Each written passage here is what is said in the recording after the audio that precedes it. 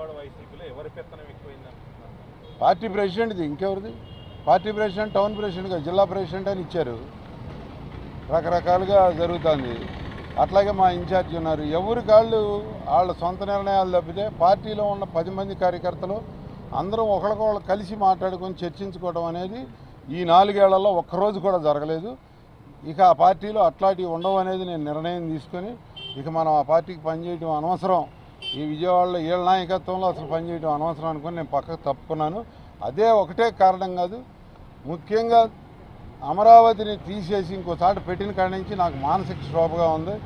మా ప్రాంతంలో ముఖ్యపట్నం పోయింది, తీసేస్తామని పదే అన్నప్పుడల్లా మాకు విపరీతమైన బాధే కాకుండా కింద చాలామంది మమ్మల్ని తిట్టడం ఇవన్నీ చూసి సమర్థించుకొని ఎవరి పనాలు చేసుకోవచ్చు. కానీ ఏ మనిషి తన ప్రాంతాన్ని ముఖ్యపట్నం పోయింది అంటే ఇంక ఇక్కడ ఉండటం అనేది అనవసరం అనేది నా ఫీలింగు.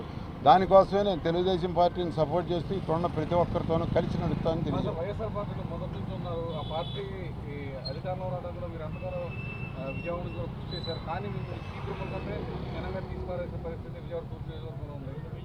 ఏంది? ప్రతి విషయంలోనూ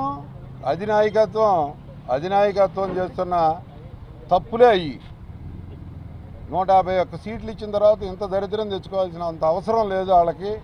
అయినా కానీ ఆ దరిద్రం తెచ్చుకున్న తర్వాత మనబోటాలు కూడా ఉండటం అనవసరం అని చెప్పి బయటకు వచ్చారు. చెప్పడానికి ఏముందండి, అవకాశవాదులు ఎవరున్నారు ఇక్కడ? అసలు పార్టీ పెట్టినప్పుడు మేము ఉన్నాం. లేని అవినాష్ పార్టీ గెలిచిన తర్వాత వచ్చాడు. 1 నెల ముందేమో విష్ణు గారు వచ్చాడు. 3 నెలల 1 సంవత్సరం ముందేమో ఎల్లంపల్లి గారు ఉన్నారు. పూర్వం నుంచి పార్టీ ఓడిపోయినప్పుడల్లా పనిచేసిన నేను, రాధాకృష్ణ మేమంతా బయటకు వచ్చేసాం. ఇంకా దానికి తెలియంది ఏముంది? అవకాశవాదులు కాదు, అవకాశాన్ని బట్టి వాడుకునే వాళ్ళు పార్టీలో ఉన్నారు, పనిచేసే వాళ్ళం బయటకు వచ్చాం.